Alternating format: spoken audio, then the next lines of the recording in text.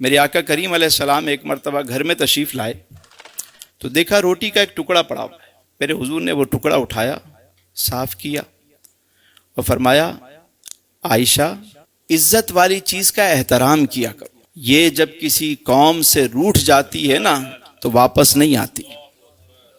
اب آپ دیکھیں کہ ہمارے ہاں کتنی بے قدری ہوتی ہے رزق کی۔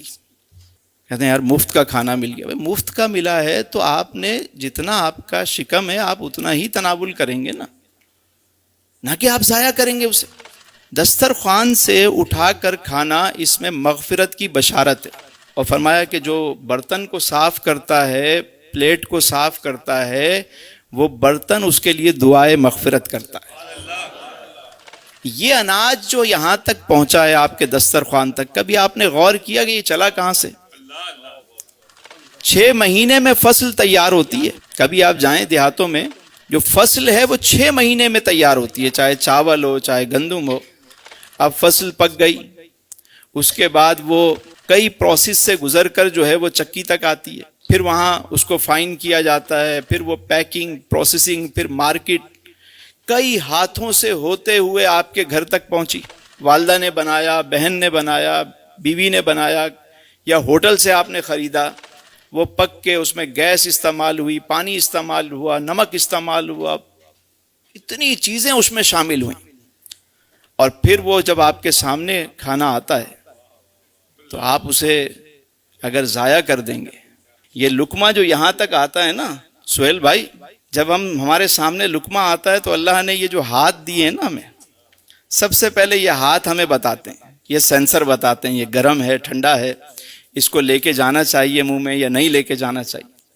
پتہ چلا بھائی نارمل ہے، آپ نے اٹھایا یہاں پہ لے کر آئے، اب یہاں اللہ نے یہ دوسرا سینسر لگایا ہوا ہے، آپ کو فوراً خوشبو آ جائے گی کہ یہ باسی ہے یا تازہ ہے، یہ اندر جانا چاہیے یا نہیں۔ اب دوسری ناک نے بتایا کہ بھائی ہاں صحیح ہے، اس کو منہ میں رکھا، تو اب تیسرا جو سینسر ہے وہ کام کر رہا ہے، دانت ہیں، وہ بتاتے ہیں اس میں کوئی کنکر تو نہیں، پتھر تو نہیں، لوہا تو نہیں، اب وہ بتا رہے ہیں۔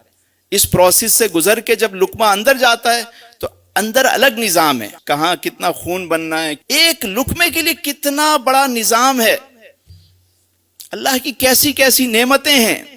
یعنی مثال اتنی سمپل سی ہے کہ اگر میں کسی کو ایک روٹی دوں اور وہ اسے اٹھا کے پھینک دے میرے سامنے تو میں اسے دوبارہ دوں گا؟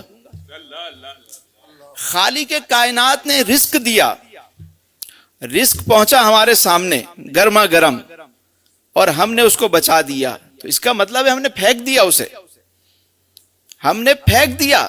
برکت ہوگی یا اس سے آپ کے رزق میں تنگی آئے گی؟ خود سوچنے کی بات ہے۔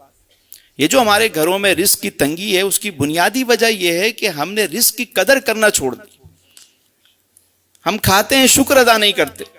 کبھی کسی دعوت میں چلے جائیں، یعنی اپکائی آتی ہے دیکھ کے، لوگ اتنا اتنا بھر کے رکھتے ہیں، ضائع کر کے جا رہے ہوتے ہیں۔ ارے بھائی لفافہ دیا ہے، پیسے تو وصول کریں گے نا۔ اللہ اکبر، آپ ضائع کریں گے؟ رزق کو ضائع کریں گے؟ نہیں بھائی، پیسہ دیا ہے، دعوت میں آئے ہیں، ذرا ان کو وصولی کریں گے۔ وصولی کر رہے ہیں آپ ضائع کر رہے ہیں۔ کسی کا حق ہے، اتنے اتنے کھانے شادی بیاہ میں ضائع ہو رہے ہوتے ہیں، اور کبھی کہیں جگہ سے گزرو تو کوئی کچرا کنڈی سے اٹھا کے جو ہے نا کھا رہا ہوتا ہے۔